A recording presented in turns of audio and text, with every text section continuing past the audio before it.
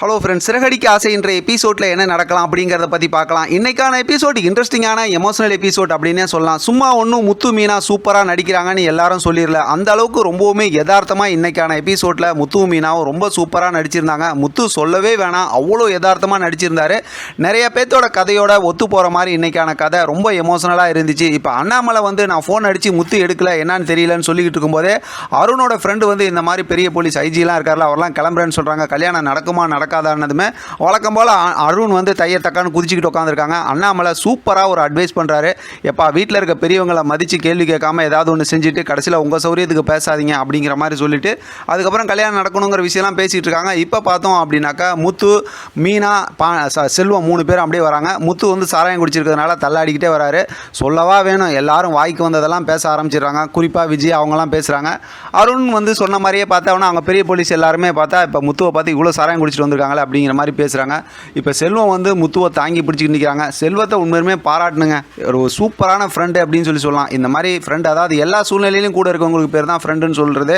அப்படிப்பட்ட ஒரு சூப்பரான ஃப்ரெண்டுன்னு சொல்லலாம். இப்போ மீனா என்ன பண்ணுறதுன்னு தெரியாமல் எப்பவும் போல் அப்படியே யதார்த்தமாகவே இருக்கிறாங்க. இப்போ பார்த்தா கல்யாணத்துக்கான ஏற்பாடு நடக்குது. எல்லாம் போய் மேடையில் போய் உட்காடுறாங்க. இப்போ அருண் சீதா பக்கத்தில் உட்காந்ததுக்கப்புறம் மாலைலாம் மாற்றுறாங்க. கல்யாணம்லாம் நடக்குது. எல்லாம் பார்த்தோம்னா அப்பயும் பார்த்தோம்னா அந்த அர்ச்சனைலாம் எடுத்துகிட்டு வரும்போது முத்து அதெல்லாம் எடுக்க மாட்டேங்கிறாரு. அதுக்கப்புறம் எடுத்துக்கிறாருன்னு வச்சுங்களேன். இப்போ கல்யாணம்லாம் நல்லபடியாக நடந்து முடிஞ்சது. அடுத்து ஆசீர்வாதம் வாங்கினதுக்கப்புறம் இப்போ அண்ணாமலை அப்பயும் பார்த்தோம்னா அருண் சீதாவுக்கு அட்வைஸ் பண்ணுறாங்க.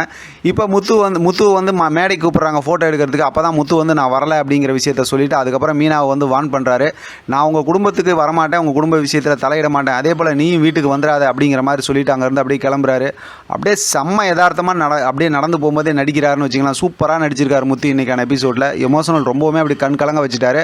மீனா எப்பயும் போல் என்ன சொல்கிறதுன்னு தெரியாமல் அப்படியே சூழ்நிலை கைதியாக அப்படியே அமைதியாகவே நின்றுட்டு இருக்காங்க. ஆனால் முத்து வீட்டுக்கு வந்ததுக்கப்புறம் வீட்டில் பார்த்தோம் அப்படின்னா அண்ணாமலை இருக்காங்க, விஜயா இருக்காங்க, இந்த பக்கத்து ரவி சுருதி இருக்காங்க, அதே போல் பார்த்தா மனோஜ் ரோஹினி இருக்காங்க. இப்போ பார்த்தா அண்ணாமலை முத்து வீட்டுக்கு வராரு. வரும்போதே பார்த்தா அப்படியே தள்ளாடிக்கிட்டு தான் வராரு. வந்ததுக்கப்புறம் பார்த்தோம்னா என்னை திட்டுங்கன்னு சொல்லி எல்லாத்தையும், ஏன்னா அவர் அந்த அளவுக்கு மனசில் ஒரு கவலையோடு இருக்கார். ஏமாற்றிட்டாங்க அப்படிங்கிற விஷயத்த சொல்லி, இந்த மாதிரி என்னோட மனைவி என்னை அவமானப்படுத்திட்டாங்க அப்படிங்கிற விஷயத்தெல்லாம் சொல்லி அப்படியே ரொம்ப புலம்புறாரு.